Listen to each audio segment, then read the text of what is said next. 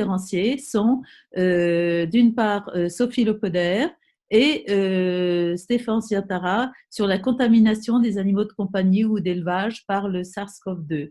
Merci, je vous laisse la parole. Bonjour à tous, j'espère que tout le monde m'entend.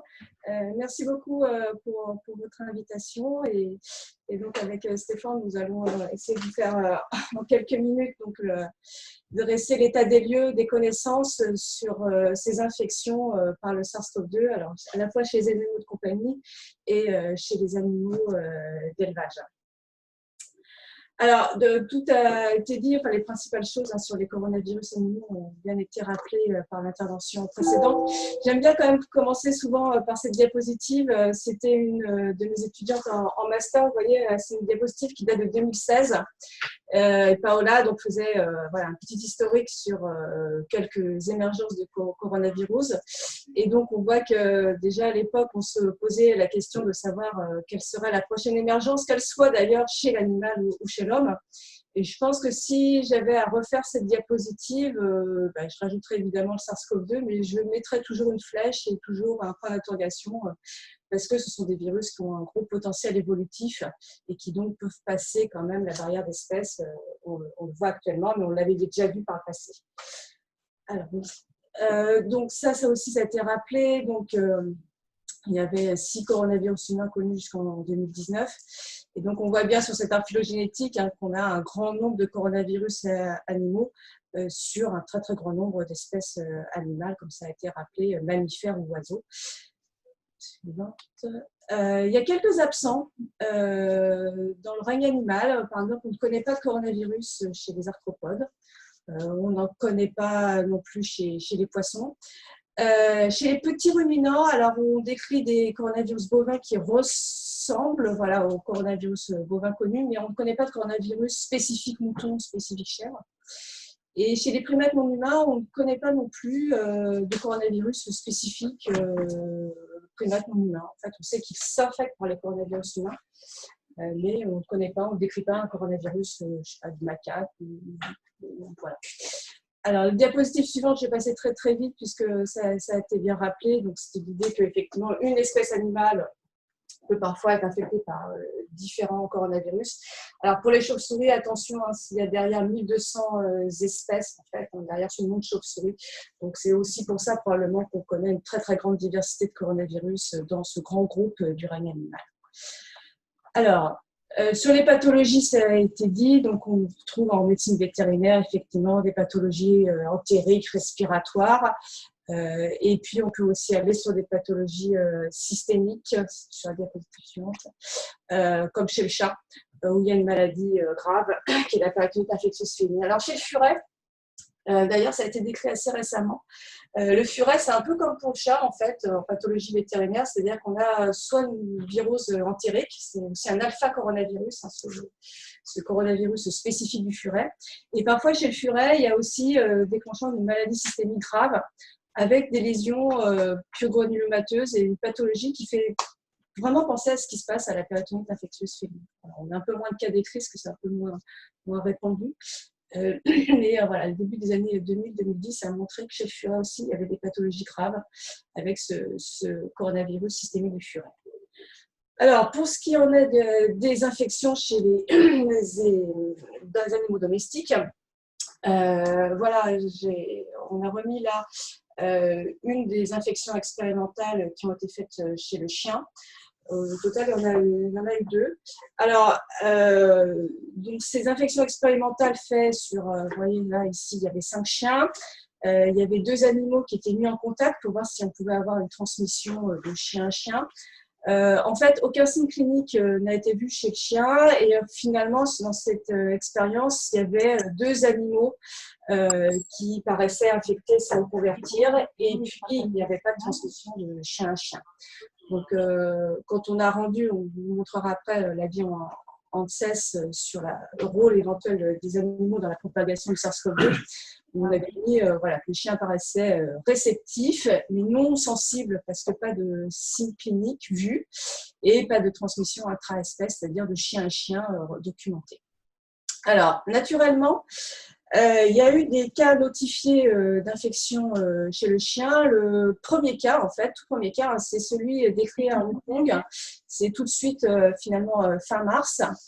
Alors, il faut savoir qu'à Hong Kong, ils ont mis en place un système où, finalement, les propriétaires d'animaux de compagnie peuvent laisser dans un système de quarantaine leurs animaux lorsque eux-mêmes sont reconnus infectés et hospitalisés pour une infection SARS-CoV-2.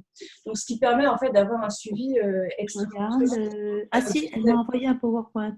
Alors, sur le premier cas, en fait, c'est intéressant cette elle me dit on a une chronologie. On va utiliser. On voit bien qu'il y a d'abord, en fait, vous voyez en bas à gauche, le propriétaire qui déclare des symptômes, et ensuite son chien, quelques jours après, alors ne déclare pas de symptômes, mais comme il est mis en quarantaine et qu'il est suivi, il y a une détection de génome SARS-CoV-2 dans des écouvillons nasopharyngés. Et puis, quelques temps après, il est montré une séroconversion, donc c'est ici qu'il y a eu une infection productive qui s'est faite chez le chien. Alors, depuis, ils ont suivi d'autres chiens. Il n'y a pas eu toujours, évidemment, contamination des chiens, mais ils en ont montré d'autres. Là, il y avait un deuxième chien aussi pour lequel c'est à peu près la même histoire. Alors, chez le chat, il y a eu un peu plus d'infections expérimentales. Là, j'en ai choisi une. C'est une expérience en fait où donc, les chats sont infectés par voie intranasale de nouveau et dans une même cage est mis en contact un chat, on va dire contact, pour voir s'il y a transmission du chat potentiellement infecté au chat contact. Donc, ce que montrent ces graphes, donc c'est pour en bleu, ce sont les 3 chats infectés, le suivi viral sur les 3 chats infectés, et en rouge, c'est le suivi viral pour les 3 chats contacts. Donc, on voit une infection chez les chats directement infectés, mais on voit aussi une transmission aux chats qui étaient placés en contact dans la même cage, et on voit que c'est assez rapide en quelques jours. Donc, on a mis dans l'avis que les chats paraissaient réceptifs. Alors, sensibles, vous allez le voir, c'est à travers les infections naturelles où des symptômes ont pu être montrés et qu'il y avait une possibilité, en tout cas dans les conditions expérimentales, de transmission de chat à chat. Alors, en situation naturelle, il y a eu plusieurs cas décrits. Là, on a fait une sélection. On a repris ce qui est décrit à Hong Kong. Il le sait aussi, ça récemment, et donc ils ont publié le suivi un système de quarantaine de 50 chats qui étaient mis en quarantaine. Sur les 50 chats mis en quarantaine, 6 sont apparus infectés.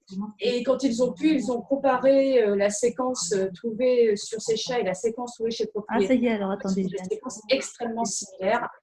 Donc, ce qui va bien dans le sens de l'homme vers son animal.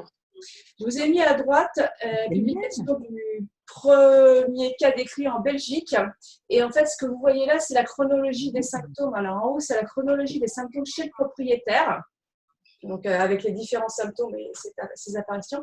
Et on voit en dessous la chronologie chez le chat de cette propriétaire. Donc là, c'est l'Université de Liège qui a suivi ce cas. Et donc, on voit bien le décalage dans le temps. D'abord le propriétaire et ensuite les symptômes qui sont apparus chez le chat. Et chez ce chat, c'était des symptômes surtout de vomissement qui étaient rapportés et aussi respiratoires. Alors, sur la diapositive suivante, ça c'est le cas que nous on a pu décrire. Donc, c'est un cas qu'on a pu avoir, qui nous a été remonté par un collègue, un confrère en région parisienne. Alors, on était aussi sur une chatte qui développait des symptômes digestifs et une toux, qui a nécessité une hospitalisation de cet animal. Et dans les commémoratifs épidémiologiques, il était assez clair que les propriétaires, la mère et le fils, avaient eu des symptômes extrêmement évocateurs de Covid-19. On a pu repérer le virus sur l'écouvillon rectal de cet animal, pas sur l'écouvillonnage nasopharyngé. On ne trouvait pas de virus, en tout cas le jour du prélèvement. 10 jours après, la sérologie a été faite et on a montré une séroconversion assez nette. Alors, l'école vétérinaire de Toulouse a aussi montré une infection sur un chat. Là, c'était plutôt des symptômes respiratoires et c'était plutôt des virus trouvés dans l'écouvillonnage nasopharyngé. Alors ensuite, il y a eu pas mal d'études de sérologie qui ont été faites en France et ailleurs.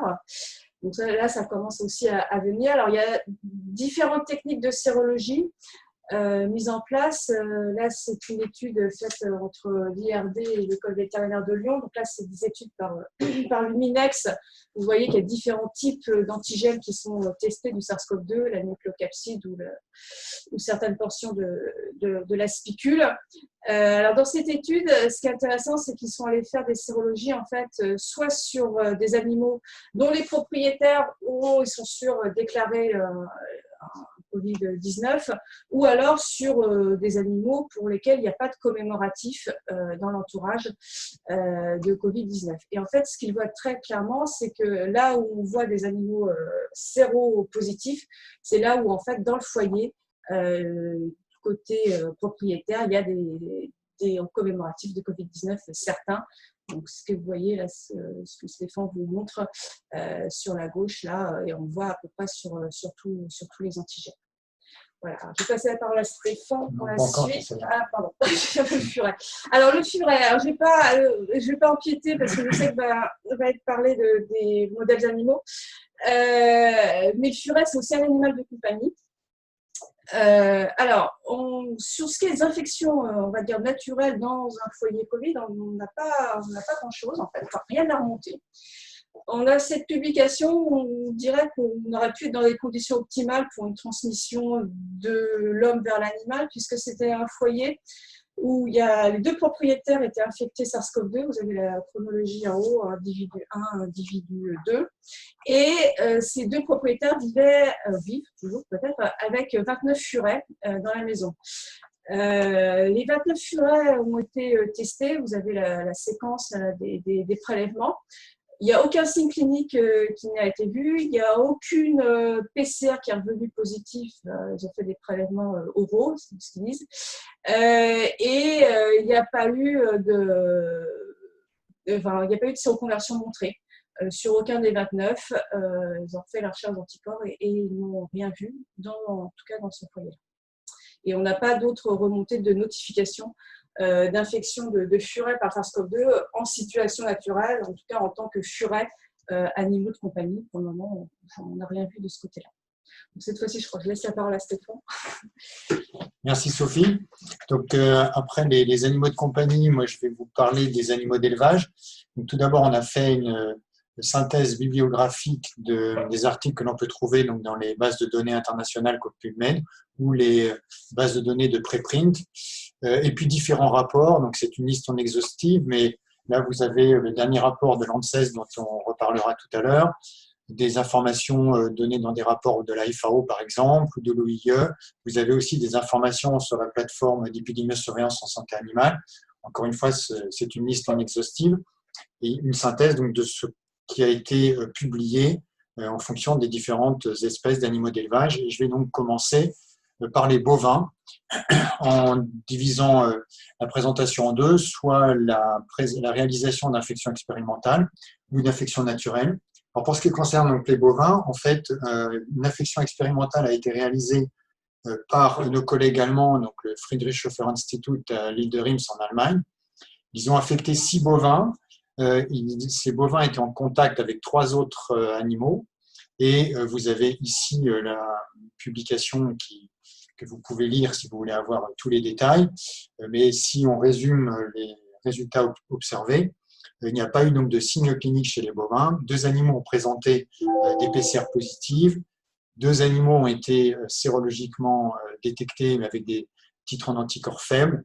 Et il n'y a pas eu de transmission des bovins infectés aux bovins contacts. Donc les bovins sont réceptifs, mais il n'y a pas eu de transmission directe. Alors évidemment, il n'y a eu que très peu d'animaux infectés.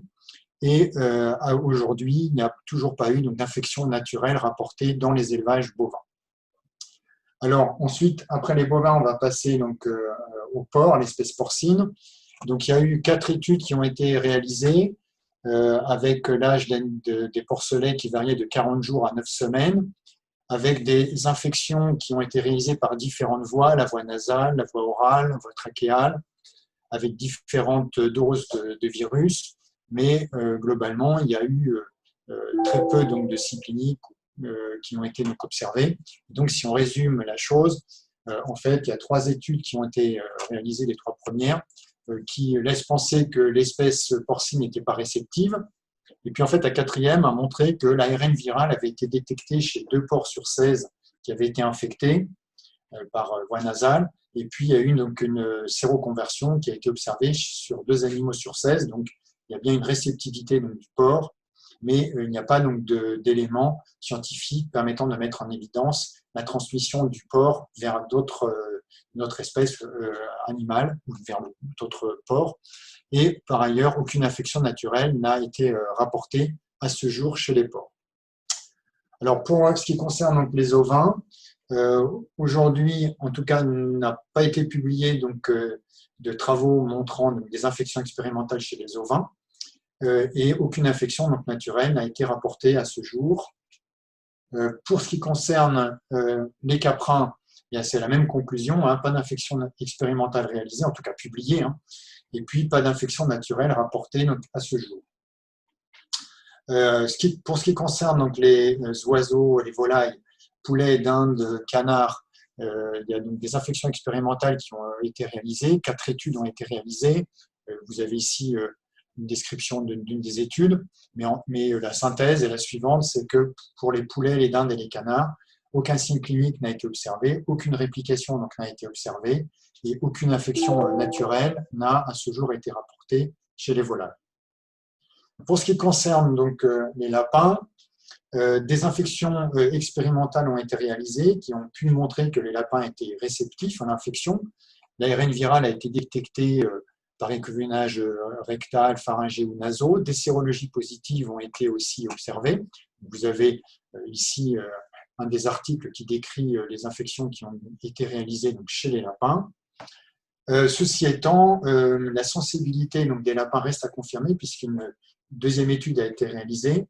Il y avait donc des lésions sur le poumon, mais il n'y avait pas donc, de lésions il n'y avait pas de groupe témoin. Et donc, il était difficile évidemment de comparer puisqu'il n'y avait pas de groupe témoin qui avait été effectué. Donc, aujourd'hui, aucune donnée scientifique ne met en évidence une transmission du virus SARS-CoV-2 aussi vers une autre espèce et aucune infection naturelle n'a été rapportée à ce jour dans les élevages de lapins d'élevage. Enfin, dernière diapositive, mais je crois que Élodie en reparlera probablement après. Il s'agit donc des visons. Donc, comme vous le savez, les visons d'élevage ont été montrés comme étant infectés par le SARS-CoV-2 aux Pays-Bas, au Danemark, en Espagne, aux États-Unis, en Suède et aussi en France, où un élevage a été déclaré infecté et les animaux ont d'ailleurs été abattus. Donc là, vous avez une carte des Pays-Bas. Et là, dans cette région des Pays-Bas, donc avec un grossissement ici, il y a 5 souches différentes de virus SARS-CoV-2 qui ont été observées chez ces visons. Et donc, les élevages infectés les animaux ont été abattus. Vous savez qu'on a aussi beaucoup parlé donc, des 17 millions de visons qui ont été donc, abattus au Danemark. Donc, si on revient sur la situation des Pays-Bas, donc des lésions ont été observées donc, chez les visons. Là, vous avez des lésions pulmonaires, mais le taux basal de mortalité dans les élevages de visons est de 0,6% avant l'apparition du SARS-CoV-2 et il a été décrit comme étant de 1,2 à 2,4% de mortalité dans les élevages infectés, donc finalement un différentiel qui reste relativement peu important, même si effectivement le vison joue un rôle dans la circulation du virus et un risque de retransmission vers l'homme. Enfin, juste une conclusion, vous avez donc dans ce rapport qui vient d'être publié très récemment une synthèse sur la circulation du SARS-CoV-2 chez les animaux domestiques ou la faune sauvage. Et aujourd'hui, il n'y a pas de rôle épidémiologique des animaux sauvages et domestiques qui a été mis en évidence dans la propagation et le maintien de ce virus. Et donc, encore une fois, je vous invite à lire ce rapport. Et là, je repasse la parole à Sophie. Merci. C'est juste une diapositive voilà, de conclusion qu'on essaie de faire évoluer en fonction des connaissances. Donc, on a un virus SARS-CoV-2 qui provient probablement d'une espèce de chauve-souris, mais ça, d'autres orateurs décriront ça beaucoup mieux que moi. Donc, là, on est face à évidemment une pandémie humaine probablement sans précédent. Ce qu'on peut savoir sur les animaux, c'est le suivant, on vous montrera qu'il y a des modèles expérimentaux, hein, donc, dont on ne vous a pas parlé, puisque ça va être exposé par Elodie avec donc, le furet, les hamsters, des primates non humains. Expérimentalement, voilà, le lapin a pu être infecté, mais il n'y a pas d'infection naturelle rapportée du tout dans les élevages, de ce qui a été étudié. Et pour ce qui est porc bovin, voilà, on avait mis une flèche en pointillé parce que il y a des études contradictoires en fait, notamment sur le porc, hein, expérimentalement. Certaines études montrent aucune réceptivité et une dernière montre une peut-être faible réceptivité. Et sur les bovins, on a plutôt l'impression d'une vraiment faible réceptivité de cette espèce au SARS-CoV-2. Après, ce qu'on a mis à droite, ce sont les infections naturelles qui ont été rapportées. Donc, chez le chien, chez le chat, mais aussi les félidés sauvages. Il y a quelques notifications sur les félidés sauvages, les premières étant venues du zoo de New York. Et puis, évidemment, il y a ces notifications dans les élevages de visons. Et là, il a été montré des infections retour, enfin une zoonose ensuite du vison vers l'homme chez les travailleurs ou des gens en tout cas en contact avec ces élevages de visons. Donc voilà pour la conclusion. Et puis évidemment, de grands remerciements à toutes les personnes qui nous accompagnent pour cet avis donc, qui a été publié, notamment un grand merci à la coordination avec Charlotte Dunoyer et Lisa Camus. Un grand merci évidemment à tous les membres qui participent à la rédaction et à pour leur expertise hein, sur cet avis et pour toute la lecture de la bibliographie. Donc Paul Braun, Maria Desclobus, François Morin, Gilles Meyer, Elodie Monchat, Nicole Pavio et Gaël Simon. Et un grand merci à toutes les personnes de l'UMR de virologie qui nous ont aidés, qui continuent à nous aider, qui s'impliquent voilà, sur l'étude du SARS-CoV-2 chez les animaux. Et merci à vous pour votre attention et pour votre invitation. Que pensez-vous de l'hypothèse d'un cov bovin passé chez l'homme qui aurait causé la grippe russe de 1907 ? Ça, je trouve ça curieux parce que la grippe russe, c'est un influenza, c'est pas un coronavirus. Ouais. Alors par contre, ce qu'on peut dire, hein, c'est il y a OC43, il y a un coronavirus humain hein, qui s'appelle OC43. Et on pense qu'il y a une étude hein, qui avait montré par des analyses phylogénétiques et de calcul d'horloge moléculaire que OC43, donc un coronavirus humain a priori bénin, hein, des agents du rhume, en fait son ancêtre est le coronavirus bovin. Et c'était une étude, je crois, qui était faite en Hollande, qui pensait qu'il y avait eu une adaptation peut-être du coronavirus bovin à l'homme à la fin du 19e siècle. Donc voilà, et c'est vrai que phylogénétiquement, le coronavirus bovin OC43, et puis vous pouvez prendre aussi le coronavirus respiratoire canin, ils sont extrêmement, extrêmement proches. Voilà. Et voilà, l'ancêtre d'OC43, le plus proche, probablement, c'est un coronavirus bovin. Et si on rajoute, en fait, juste pour compléter ce qu'a dit Sophie et Elodie Monchat-Leroy, en fait, quand on regarde, il semblerait qu'il y ait eu une émergence avec ce que les gens à l'époque appelaient une grippe parce que c'était respiratoire et que ça se répandait énormément. Et quand on regarde les dates à laquelle se sont déroulées cette grippe, entre guillemets, et l'émergence déterminée par des horloges enfin plutôt moléculaire et génétique, et ben, ça concorde assez. Donc, on se dit que peut-être OC43 aurait émergé de façon très pathogène à cette même date, aurait provoqué cette grippe russe, et puis ce sera de moindre virulence. Y a-t-il un coronavirus chez le cheval ? Oui, on n'en avait pas parlé parce que on avait limité un peu les principaux coronavirus, mais je laisse Sophie répondre.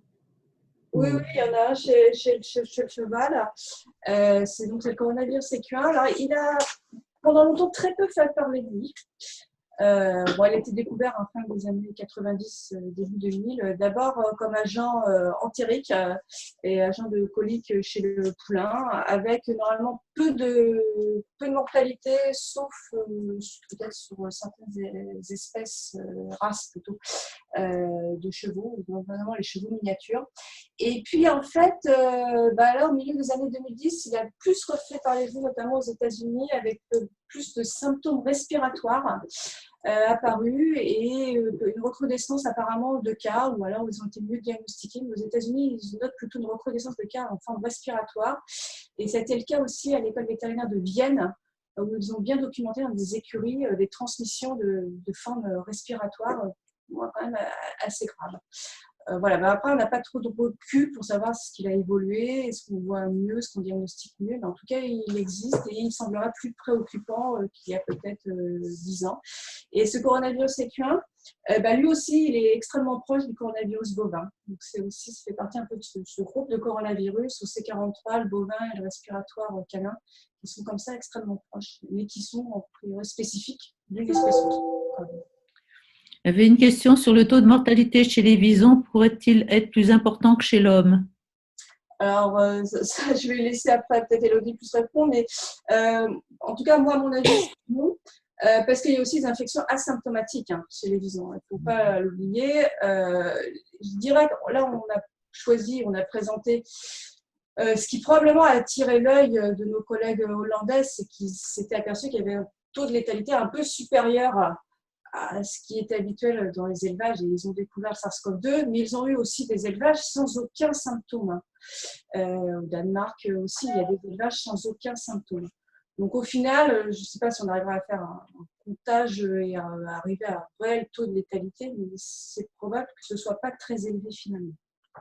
Oui, et en fait, pardon, le taux de létalité dépend beaucoup du moment où on en est dans l'élevage, puisque en fait l'élevage de visons, vous avez la reproduction au printemps avec la mise bas en avril, mai par là, et après vous abattez les jeunes en novembre, décembre. Et je pense qu'en fonction de la population que vous avez dans l'élevage, vous avez une sensibilité accrue ou pas. Notamment, par exemple, juste avant la mise bas, en fonction de la gravidité des femelles. L'élevage français qui a été dépisté, il n'y avait aucune mortalité supplémentaire en fait. Et c'est asymptomatique autant qu'on puisse en juger, puisqu'un élevage de visons, vous avez plusieurs milliers d'individus. Donc, détecter une baisse de forme chez le vison, c'est quand même assez complexe, je pense, pour les éleveurs, compte tenu du nombre d'animaux. Et vous avez aussi un facteur qui est déterminant dans les élevages de visons, et notamment dans les pays nordiques, qui est que vous avez des milliers d'animaux concentrés sous un même bâtiment fermé. Donc, c'est quand même un incubateur viral, on va dire, parfait. Contrairement à des animaux, notamment les visons français, qui sont hébergés dans des bâtiments qui sont strictement ouverts.